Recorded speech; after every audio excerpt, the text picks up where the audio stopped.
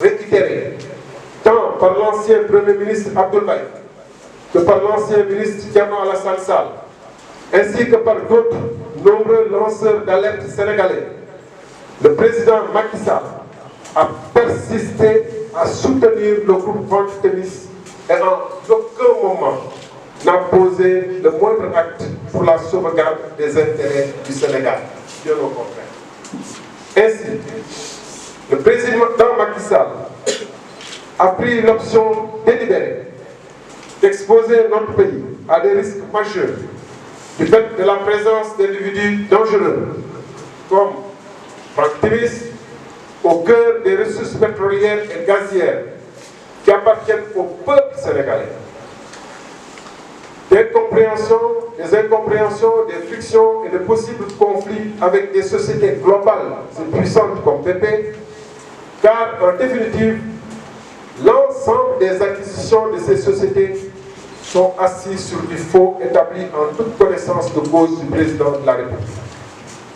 Incontestablement, le président Macky Sall a intentionnellement refusé de donner la suite appropriée à des informations pourtant fiables, constantes, sur l'établissement de faux dans l'octroi de permis délivré par un ancien Premier ministre, Abdoul Mbaye.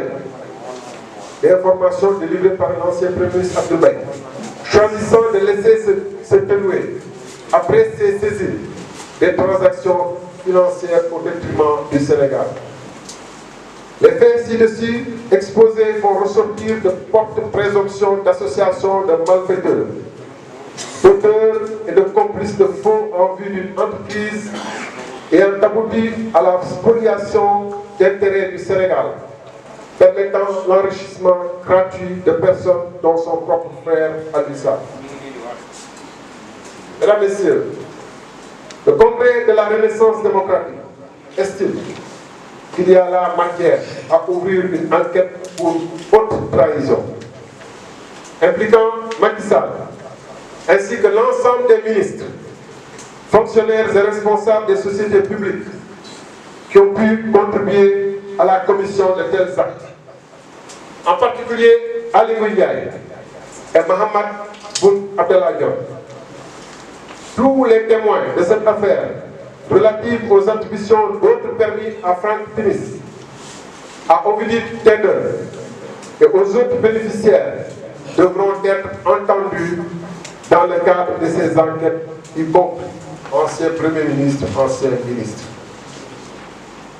De telles enquêtes devront être conduites non seulement au Sénégal, mais également en Grande-Bretagne et aux États-Unis d'Amérique, où se trouve le siège principal de la société Cosmos Énergie. Ici, au Sénégal, le Congrès de la Renaissance démocratique prendra les initiatives appropriées s'agissant des mises en cause qui, de par leur fonction, relèvent de la Haute Cour de justice pour l'ouverture d'une enquête parlementaire. En ce qui concerne Aliou Sall et Franck Timis, ainsi que tous les hauts fonctionnaires ayant pris part à cette haute trahison, une plainte sera déposée auprès du procureur spécial de la Cour de répression de l'enrichissement illicite contre l'agent public de Sieur Aliou Sall.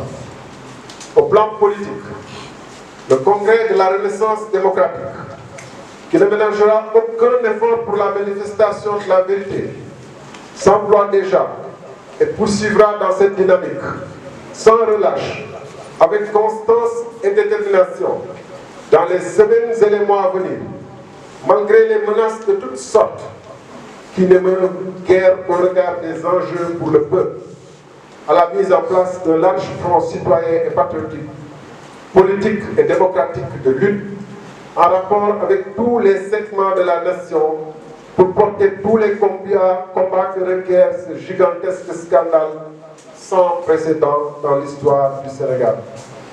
La vérité, toute la vérité doit être recherchée, dite ici. Nul ne devra être au-dessus de l'application de la loi. La paix et la stabilité du Sénégal sont à ce prix. Et à Dakar, le 11 juin 2019, la conférence de l'Union.